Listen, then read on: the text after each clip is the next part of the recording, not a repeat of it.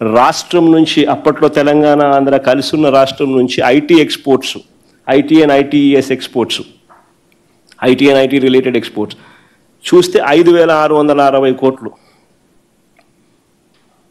చంద్రబాబు నాయుడు దిగిపోయే నాటికి 5 సంవత్సరాలలో వైఎస్ఆర్ గారు ముఖ్యమంత్రి కావడం 2004 నుంచి 2009 5 సంవత్సరాల్లో ఇవన్నీ వైఎస్ఆర్ గారు చేయగలిగారు. కాబట్టి ఐటీ అండ్ ఐటీఎస్ ఎక్స్పోర్ట్స్ ఎంతో తెలుసా? 2008-9 వచ్చేసరికి 32,509 కోట్లు. ఎక్కడ 5,650 కోట్లు, ఎక్కడ 32,509 కోట్లు? 5 ఏళ్ళే.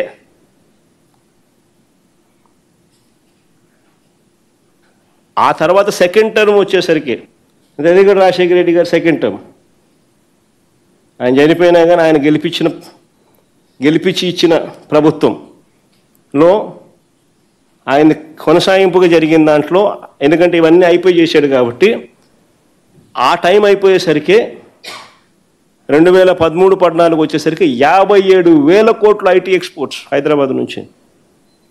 ఎక్కడ 5,650 కోట్లు అని చెప్పి నువ్వే హైదరాబాద్ అంతా నేనే కట్టేసినాను, ఐటీ అంటే చంద్రబాబు నేనే అని చెప్పి చెప్పుకునే పరిస్థితి నుంచి సీ ద డిఫరెన్స్. వేరే వాళ్ళు చేసిన దానికి వాళ్ళ క్రెడిట్ ఇవ్వాలా. దాని తర్వాత ఆయన తర్వాత మన కేసీఆర్ గారు వచ్చారు. ఆయన 2 టర్మ్స్ ఉండరు. ఆయన కూడా గొప్పగా నాన్నగారి దగ్గర నుంచి ఎక్కడైతే ఎండ్ అయిందో ఆయన కూడా గొప్పగా అక్కడి నుంచి స్టార్ట్ చేసి ఆయన కూడా గొప్ప పరిపాలన చేశాడు. దానివల్ల హైదరాబాద్ ఈరోజు ఐటీలో ఆయన 5,650 కోట్ల గురించి మాట్లాడుతా అంటే ఈరోజు ఐటీ ఎక్స్పోర్ట్స్ ఫ్రమ్ తెలంగాణ 2 లక్షల కోట్లు. మరి ఎక్కడ 5,650 కోట్లు నువ్వు వదిలేసింది, ఎక్కడ ఇవాళ 2 లక్షల కోట్లు?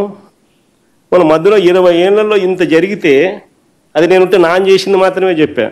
కేసీఆర్ గారు ఏం చేసిందనేది నేను ఇంకా చెప్పాలా.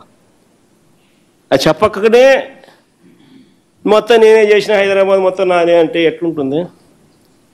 ఈ చంద్రబాబు నాయుడుకి ఇది కొత్త కాదు. This is generally how his publicity stunt is.